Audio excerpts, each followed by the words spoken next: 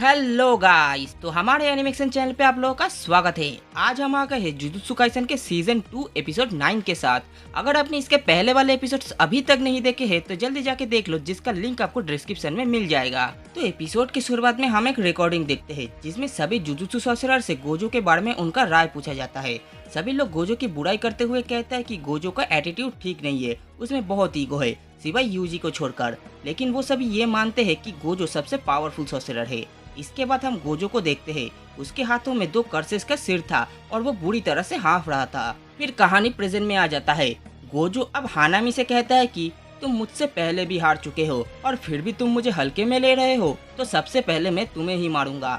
अब ये कह के गोजो हानामी और जोगो के पास पहुंच जाता है और सिर्फ जोगो पर ही हमला करता है। वो जोगो का एक हाथ पकड़कर उसे उखाड़ देता है और हानामी को एक लात मारकर उसे दूर फेंक देता है।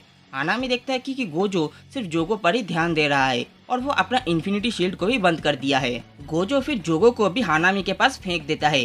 हानामी समझ जाता है कि गोजो अपना कोई भी कर्स टेक्निक यूज नहीं कर रहा है, वो सिर्फ अपने क्लोज कॉम्बैट से ही उन्हें हराना चाहता है। ये देखकर हानामी अपने इमेट डोमेन को एक्टिवेट कर देता है, लेकिन ये उसकी सबसे बड़ी गलती साबित होती है। जोगो उसे चिल्लाकर कहता है कि हानामी डोमेन को एक्टिवेट मत करो, लेकिन तब तक गोजो हानामी के पास पहुंच जाता है और उसके दोनों जड़ों को उसके शरीर में से बाहर खींच लेता है। गोजो को पता था कि ये लोग एक साथ अपना अटैक और डिफेंस नहीं कर सकता। जोगो सिर्फ इसीलिए बच गया क्योंकि उसका डोमेन एम्पलीफिकेशन एक्टिव था। जोगो गोजो का पावर देखकर हैरान हो जाता है और सोचता है कि कोई ऐसा काम भी है जो ये आदमी नहीं कर सकता। जोजो फिर अपना ब्लड मैनिपुलेशन टेक्निक यूज करके गोजो पर हमला करता है, जिसमें रास्ते में आने वाले कुछ लोग मारे जाते हैं, लेकिन गोजो को अपने इन्फिनिटी की वजह से कुछ नहीं होता। गोजो देखता है कि ये कोई कर्स स्पिरिट नहीं बल्कि एक डेथ पेंटिंग है जिसे फिर से जिंदा किया गया है, तो गोजो इसे बाद में देखेगा। अब हानामी और जोगो एक साथ फिर से गोजो पर हमला कर देते हैं और उसकी इन्फिनिटी तोड़ने की कोशिश करते हैं। गोजो उनसे कहता है कि वो लोग जितना जोर लगाएगा वो उतना ही एनर्जी से अपनी इन्फिनिटी शील्ड को और स्ट्रॉन्ग कर लेगा। गोजो देखता है कि हानामी अब पहले से काफी कमजोर हो गया है, तो वो हानामी की तरफ बढ़ने लगता है, जिससे हानामी उसके इन्फिनिटी शील्ड और दीवार के बीच में आकर कुचलकर मर जाए। ये देखकर जोगो गोजो को धमकी देता है कि वो वहीं पर रुक जाए, वरना वो एक एक करके सभी इंसानों को मार देगा। लेकिन इन सभी बातों का गोजो पर कोई असर नहीं होता और वो हानामी को कुचलकर मार डालता है। ये देखकर जोगो शॉक हो जाता है। गोजो फिर उसकी तरफ मुड़कर कहता है कि अब तुम्हारी बारी।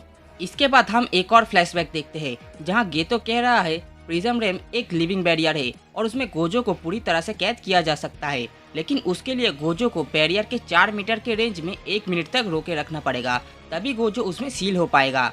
ये सुनकर जोगो गेतो पर गुस्सा हो जाता है क्योंकि गोजो को 1 मिनट तक रोके रखना इम्पॉसिबल है और जो ये कोशिश करेगा वो गोजो के हाथों मारा जाएगा। गेतो उसे कहता है कि उसे चिंता करने की कोई जरूरत नहीं है, वो सब हैंडल कर लेगा। अब जोगो गोजो से बचने के लिए भागने लगता है और उसकी तरफ कुछ इंसानों को भी फेंक के मारता है, लेकिन गोजो की इन्फिनिटी की वजह से वो सभी हवा में ही तैरता रहता है। फिर चोजो भी गोजो पर अपनी टेक्निक से हमला करता है, लेकिन अपनी इन्फिनिटी की वजह से उसे कुछ नहीं होता। गोजो उसे पूरा इग्नोर कर देता है क्योंकि उसका कर्स टेक्निक इतना खास नहीं है। अब आम लोग भी गोजो से दूरी बना रहे थे। अगर लोगों की संख्या और भी कम हो गई तो वो आसानी से जोगो को पकड़ लेगा। लोगों की भीड़ की वजह से ही वो लोग अब तक जिंदा बचे हुए हैं। गोजो जानता है कि वो इन सभी लोगों को नहीं बचा पाएगा, लेकिन वो कसम खाता है कि वो यहाँ मौजूद सभी कर्स स्पिरिट को खत्म कर देगा। इधर जोगो भागते हुए सोचता है कि 20 मिनट तो कब का खत्म हो गया है, तो फिर गेतो अब तक आया क्यों नहीं। वही गेतो एक दूसरी जगह पर बैठा हुआ था। वो कहता है कि गोजो को थोड़ा सा और गुस्सा होने दो, फिर हम अपना चाल चलेंगे। अब दूसरी तरफ यूजी की टीम को एक लड़की मिलती है। यूजी उससे पूछता है कि उसे क्या हुआ है, जिस पर वो लड़की बताती है यहाँ के सभी इंसान मॉन्स्टर में बदल गया है और एक ट्रेन में बैठकर चला गया। ट्रेन में जगह न होने की वजह से उसे यहाँ अकेला छोड़ दिया गया है। अब इतना कहते ही वो लड़की भी कर्स स्पिरिट में बदलकर मर जाती है। यूजी समझ जाता है कि माही तो यहीं पर था और वो सभी इंसानों को कर्स में बदलकर गोजो के पास ले गया है।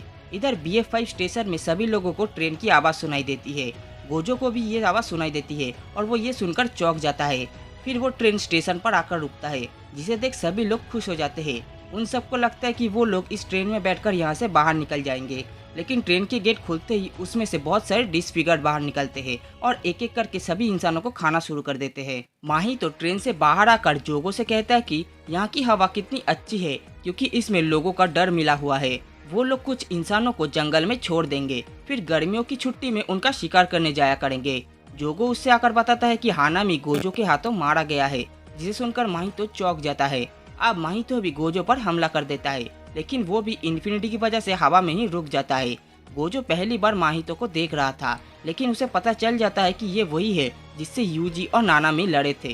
गोजो अब उस पर हमला कर देता है, लेकिन माहितो पीछे हट जाता है और ऊपर वाले गेट को खोल देता है, जिसमें से बहुत सारे लोग नीचे गिरने लगते हैं। गोजो समझ जाता है कि ऊपर के फ्लोर में भी कुछ कर्ज यूजर्स है।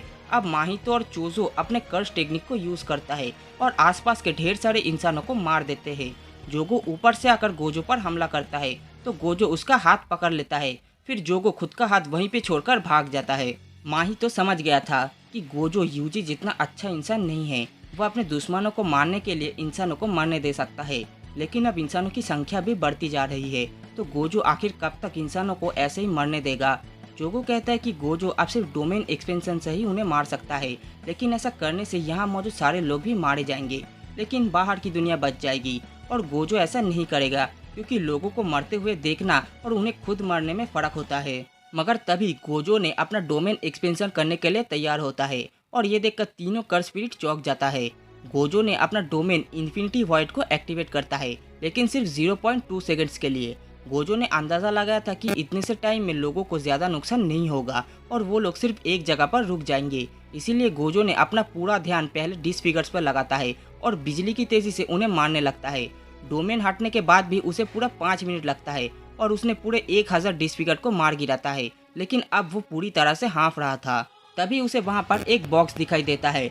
वो बॉक्स असल में प्रिज्म रेल्म है, और गेतो की ऑर्डर मिलते ही उसका गेट खुल जाता है। उसके बीच में एक बड़ी सी आँख थी। गोजो ये देखकर जल्दी से पीछे हटने लगता है, लेकिन तभी गेतो पीछे से आकर गोजो को बुलाता है और फाइनली खुद को रिवील करता है।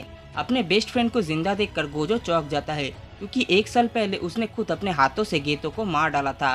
उसकी आंखों के सामने उनकी पुरानी यादें घूमने लगता है और वो सोचने लगता है कि गेतो अब तक जिंदा कैसे है। अब इन सभी के बीच 1 मिनट गुजर जाता है और प्रिज्म रेल्म गोजो को चारों तरफ से जकड़ लेता है। अब वो ना तो अपने शरीर को हिला सकता है और ना ही कोई कर्ज टेक्निक यूज कर सकता है। अब गोजो गेतो से पूछता है कि वो कौन है, क्योंकि उसका शरीर, उसका टेक्निक सभी गेतो वाली है, लेकिन गोजो का दिल जानता है कि गेतो मर चुका है। अब गेतो अपने सिर का टाँके खोल देता है और अपने सिर का खाल हटा के कहता है, तुम्हें कैसे पता चला? हम यहाँ देखते हैं कि उसके ब्रेन के ऊपर कोई कर्ज लगा हुआ था। इस कर्ज का टेक्निक है कि वो किसी के भी शरीर में कब्जा करके उसे कंट्रोल कर सकता था और उसके कर्ज टेक्निक को भी यूज कर सकता था, और उसका नाम है सूडो गेतो। गेतो को मार देने के बाद गोजो या फिर शोको ने गेतो की बॉडी को सही से ठिकाने नहीं लगाया था, जिससे कि सूडो गेतो ने आसानी से उसके बॉडी पर कब्जा कर लिया और बाद में उसने गोजो को सील करने के लिए प्लान बनाया।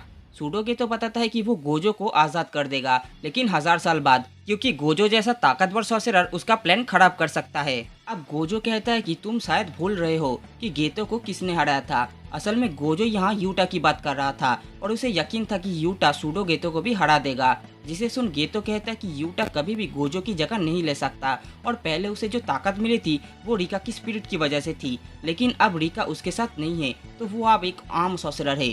सूडो गेतो अब गोजो को अलविदा कहता है और ये भी कहता है कि उनकी मुलाकात अब एक नई दुनिया में होगी। दूसरी तरफ एक टनल में यूजी की टीम घूम रही थी। तभी यूजी की कान पर एक डिवाइस आकर चिपक जाता है और उसके अंदर से कोकीजी यूजी से कहता है, ध्यान से सुनो यूजी, गोजो को सील कर दिया गया है। और इसी के साथ ये वाली एपिसोड भी यहीं पर खत्म हो जाता है। तो दोस्तों, आगे की स्टोरी जानने के लिए हमारे चैनल को सब्सक्राइब करके बेल आइकन को दबा देना, और आज की वीडियो पसंद आए तो लाइक एंड शेयर जरूर कर देना। मिलते हैं अगले हफ्ते एक और नई एपिसोड के साथ।